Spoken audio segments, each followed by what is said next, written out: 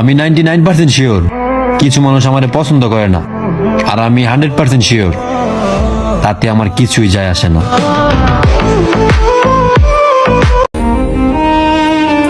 জোর করে কি আর ভালোবাসা পাওয়া যায়? কেউ যদি মন থেকে ভালো না বাসে